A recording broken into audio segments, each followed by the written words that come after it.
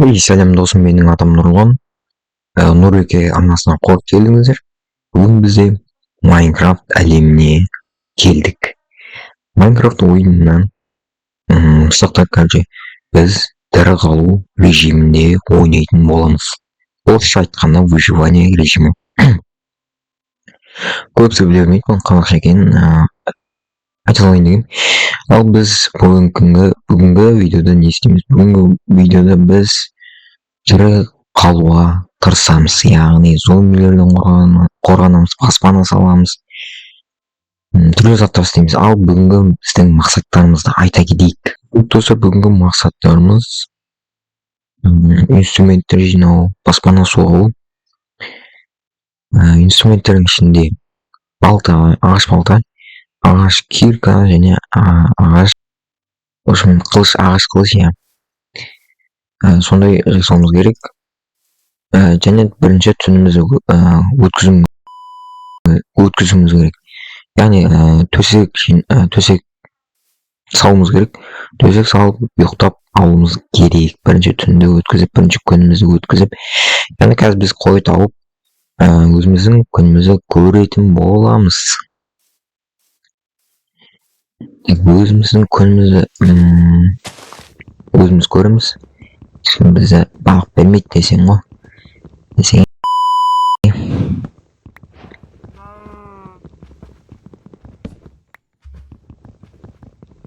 Ағашты аламыз. Майнкрафтта бірінші болып ағашты бастаймыз. Ағаштан бастаймыз, ағашты алып бастау. Бұл өте маңызды әрекеттердің бірі. Шет қуат жоқ бәріне жасайсылар. Енді бізде обычный версия жасау керек. Бұл версия көп нәрсеге керек нәрсе. Бұлсыз ештеңе шаруа бітпейді десек те болады. Шаруа бітпейді. Үй соғуға, түрлі зат соғуға, құрал жасауға, инструменттер жасауға, короче, өміріміздің соңына дейін керек десек болады. Бұл жерде өмірдің соңы жоқ, шектеусіз. Өлсең де қайта тіріле бересің. Бұл хардкор деген режим бар. Сонда өліп қалсаң қайта тіріле алмайсың, яғни шынайы өмір секілді. Қазір біз ағаш балта жасадық, енді ағаш кирка жасауымыз керек. Енді ағаш балта не істейді? Ағаш балта бұл ағаш қазады, адамдарды өлтіруге болады, малдарды өлтіруге болады. Сондай кирка бұл шахтаға керек, өте қажет нәрсе. Қысқаша түсіндіріп отырмын. Қалай ойнауға болады, қалай выживать етуге болады дегеннің бәрін білетін адамдар бар. Мен де сол адамдардың қатарынан жатамын. Мен бұл Майнкрафтты мен бүгін ғана түсіріп отырмын, яғни бірақ мен неше жыл бойы ойнап келатқан адам, игрокпын десем де болады. Достар, мен өзім Майнкрафттың соңы білмесеңіздер, бұл драконды өлтіруден бітеді. Яғни біз соған дейін баруға тырысамыз. Неяқта шахтаға кіреміз. Енді біз бұл тағы бір маңызды заттан бірі, ағашқа ойнаған кезде бұл тас алу, тас тәуір деген жетістігіне жеттім. Мен енді өзім ғана үйренген жоқпын. Мен бұны интернеттен қарап үйреніп алдым десем болады. Бірақ интернеттен көбінесе қарай бермеймін. Қазақша контенттерді қараймын. Мысалы, ютуберлер бар. Өзімнің сүйікті ютуберім Нұрлан Қалам. Нұрлан Қаламнан басқа ешкім жоқ деп ойлаймын. Соны ғана қараймын, байдай. Айшоқ Делин деген адамдардың ютуберлердің видеоларын онша қарай бермеймін. Бұған қалам ең асыл сүйікті ютуберім, көп нәрсені сол адамнан үйрендім. Бірақ ол тек Майнкрафт түсірмейді, бірақ көбінесе Майнкрафт түсіретін ютубер. Так бізде мына жақта железо. Ол бізде тағы бір особенный зат, бұл железо. Яғни қазақша айтқанда темір. Қазір біз ағаш алып жатырмыз. Яғни сол ағашпен қазір біз не істей аламыз? Біз өзіміз жасай алмаймыз, мұны бізге көмекке верстак келеді. Так, оны қалай жасаймыз? Қалай жасаймыз деп ма? Жаңағыдай кирка ағаш малда жасағанда біз балтамен тас қайланы дәл солай жасаймыз. Так, бізде міне железомызды аламыз. Темірімізді аламыз. Қазақша айта берейік. Бұл темір бөлігі дейміз бе, не темір онта шикі темір дейді. Шикі темір басқа мағынада айтып отырмын. Яғни тағы бір бізде маңызды зат бұл пеш, қазақша пеш. Так, оны біз қалай істейміз? Бірінші біз мына жаққа қыздыратын затымыз қоямыз, ал мына жаққа соның астына жағатын нәрсеміз қоямыз. Біз жағыламыз. Қазір бізде өкінішке орай көмір деген зат бар. Яғни бұл өмірге қатысты. Мысалы көмір өмірде, темір өмірде бар, ағаш өмірде бар. Енді өмірден бүкіл зат алынған. Міне бізде ең бірінші темір құймамызды жасадық.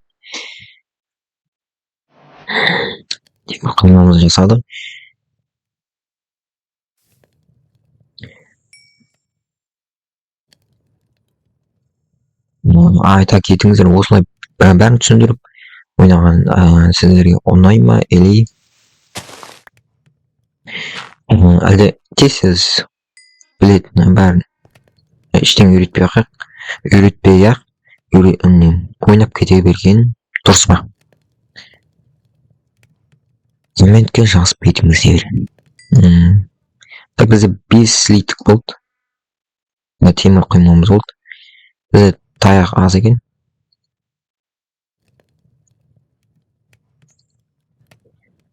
Ол 8-ін жасап аламыз, және шама таяқ жасамайық. Дегенде біз дамып жатырмыз десек те болады. Бізге ең керекті зат бізге төсек және баспана. Баспана және төсегімізді тез сабауымыз керек. Алайық бәрін. Кеш батып отыр жаймен. Қойларды табуымыз керек. Бізде күн батып отыр. Жаймен күн батып отыр. Бізде қатты керек затымыз табылмайтын секілді. Жасыл екен. Бізде міне таптық. Қараңыздар достар, былай істесек бізде қайшы шығады. Қайшымен енді мыналардың жүндерін алуға болады. Енді верстакты қоямыз тез. Сол керек. Енді ақ жүнді қоямыз. Бізде төсек жасалды, ура. Ұйықтап кетуіміз керек. Әйтпесе қазір бізде түнде зомбилер шығады. Монстрлар шығады. Қуанышымызға орай қойлар көп екен.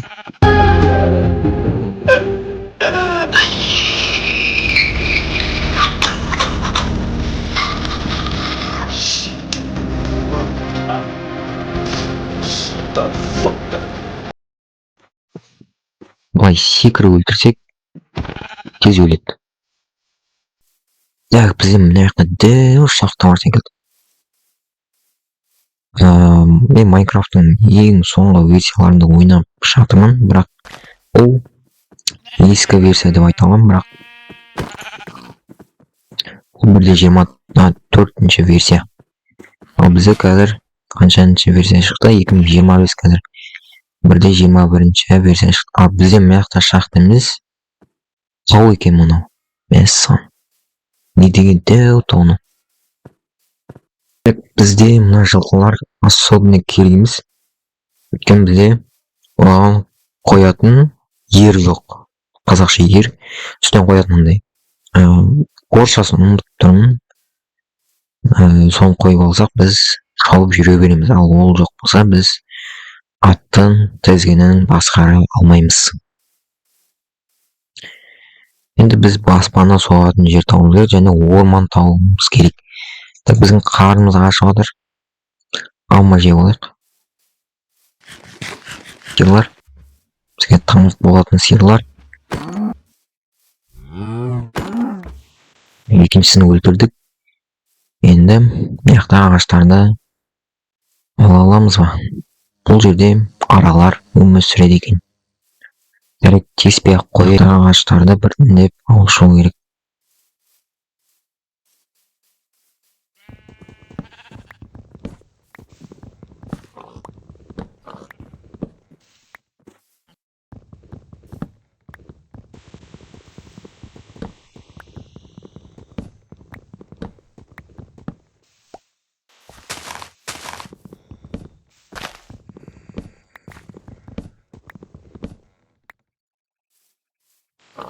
Үшінші ағашымды алдым. Бізде 21 емен бөренесі бар.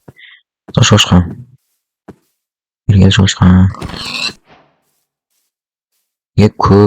Көбірек тамақ керек. Так, достар, мен қазір ет пісіріп жатырмын. Шикі сиыр еті. Мен қыз боламын дегенше мен яқтан қойларды өлтірейін.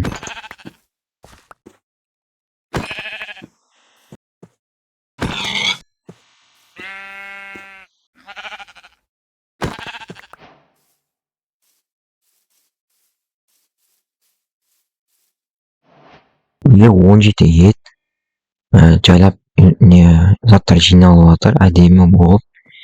Және шикі шошқа еті 3, тері 2, ағаш 21, және темір құйма 7. Айналып қалды. Так, бізде не жақтарда, бізде пешімізде стейгіміз қызып жатыр. Сиырдың етін қызған кезде стейк дейді ағылшындықтар. Мына сындырамыз.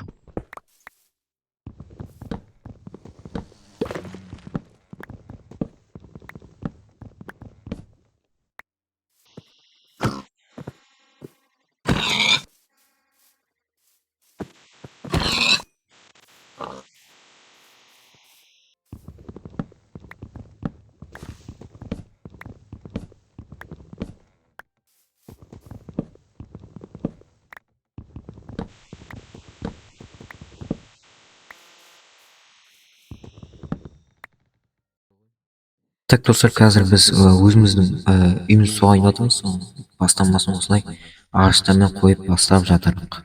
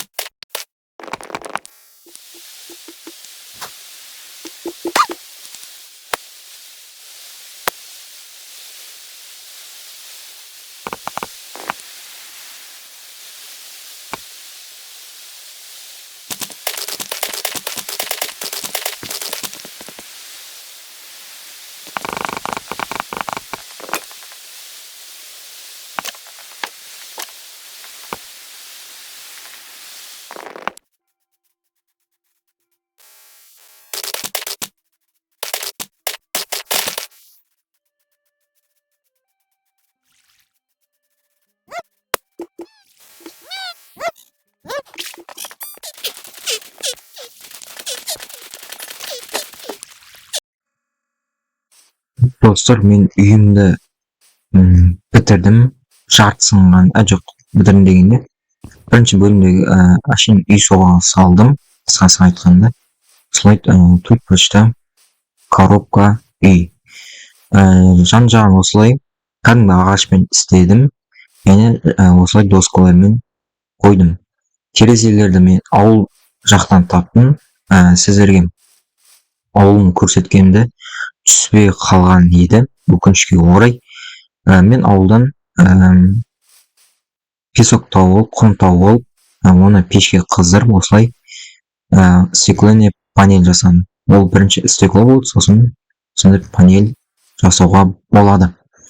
Үйдің жан жағына осындай ағаштар егіп қойдым, өйткені жан жағымызда бізде ағаштар аз, орман жиі кездеседі. Біз таба алмадық орманда. Үйдің ішінде сандық, сандығының ішіне заттарын салып қойдым. Енді пеш, қыздыратын персак, жұмыс үстелі, қазақша, және өзіміздің жататын төсегіміз. Жерге кілем төсеп қойдым, және төбеміз потолок, бұл ағаштан жасалған бәрі. Ал осылай біздің үйіміз бітті. Так, және достар, біз өзіміздің негізгі мақсаттарды айтып кетейік. Бірінші біз үй соғып алдық, және көптеген өзіміздің керекті құралдарымызды жасадық. Сол құралдар арқылы үй соқтық, ағаш алдық, және тас алдық, темірді де кездестірдік. Және ауылды кездестірдік, өзіміздің пешімізді, сандығымызды және заттарымызды жасап алдық. Ал сосын біз өзіміздің түнімізді өткіздік төсек арқылы, бірақ монстрларды, зомбилерді, яғни кездестірмедік. Өйткені біз тезірек ұйықтап кеттік. Түн болмай жатып, яғни енді түн болмай жатқанымызда ұйықтап кетсек, монстрлар спаун етпейді, яғни пайда болмайды.